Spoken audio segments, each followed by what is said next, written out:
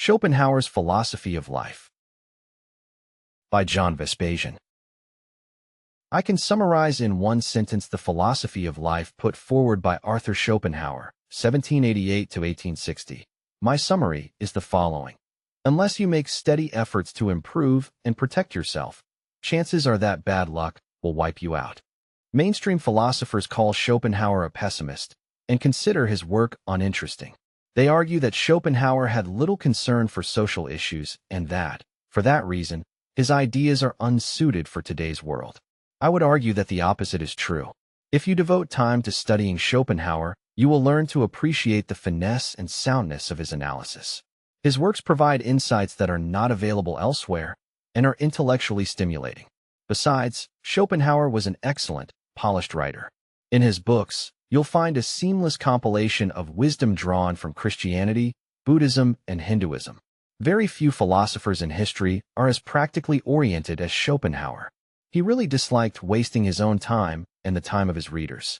In his books, he aims at providing valid and timely advice to solve the reader's problems. The central idea in Schopenhauer's philosophy. Schopenhauer based his philosophy of life on a simple idea, namely, the existence of a life force, the will that drives all living entities towards survival, reproduction, and the pursuit of short-term pleasure. The theory of the will is presented in Schopenhauer's books about the fourfold root of the principle of sufficient reason 1814, and the world as will and representation 1818. His description of the will is very graphic. He calls it blind and insatiable to indicate the impossibility to satisfy people in search of short-term pleasures. They are like a dog chasing its own tail. Even if they succeed to get what they want, they will quench their thirst only for a short while. Permanent dissatisfaction is bound to generate a certain measure of suffering. Over time, as the search for pleasure intensifies, satisfaction grows more and more difficult. Schopenhauer spent years studying Eastern philosophy, in particular Buddhism and Hinduism.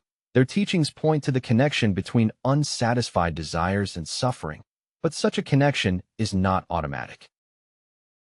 Schopenhauer's advice on happiness. While Buddhism recommends the elimination of desires as a means to reduce suffering, Schopenhauer came up with better advice. Buddhism is aiming at nirvana, peace of mind, but Schopenhauer's philosophy is aiming at happiness.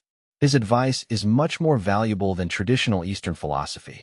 In contrast to Buddhism and Hinduism, Schopenhauer is not recommending a total asceticism and renunciation of desires. If you go to that extreme, I doubt that you can aspire to happiness in the human sense. You might perhaps grow as contented as a dog or a cat after a good meal.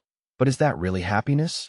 Schopenhauer presented his recommendations in his essays, compiled in his book, Pururga and Paralipomena, 1851.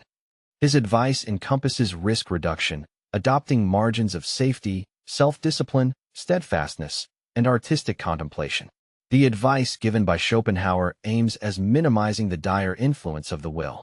Self-awareness is the very first step. It's crucial that you become aware that the will can distort your perception and logic. Schopenhauer's unique perspective. It takes substantial effort to counteract the influence of the will. You may have to force yourself to slow down so that you can think things through. You may need to sit down and make a written assessment before taking decisions. In which way is Schopenhauer's philosophy of life different from Buddhism, Hinduism, and Christianity? A key difference is that Schopenhauer recommended artistic contemplation. His advice is that everybody should practice artistic contemplation regularly.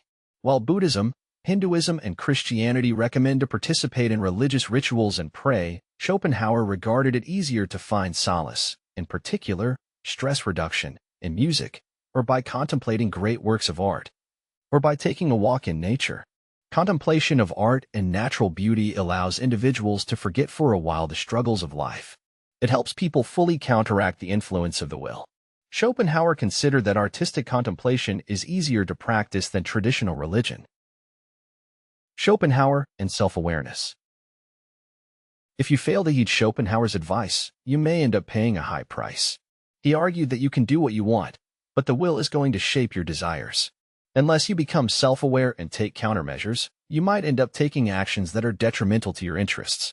Did Schopenhauer expect his philosophy to grow popular? No, not at all. He was perfectly aware that most people are not self-aware and regard philosophy as a waste of time. He wrote that every truth is initially ridiculed and opposed. It can take a long time before new ideas spread and become accepted. In Perurga and Paralipomena, 1851, Schopenhauer stated that suffering and boredom constitute the driving emotions for people under the influence of the will. Suffering pushes them to seek short-term pleasure. Once satisfied, they grow bored and the cycle starts all over again. You need rational ideas to break away from suffering, pain, boredom, and other negative emotions. I commend you to the study of Schopenhauer's works. His wisdom has the power to change one's life. If you are interested in applying rational philosophy to your own circumstances, I recommend you my book, Consistency, The Key to Permanent Stress Relief. For more information, go to johnvespasian.com.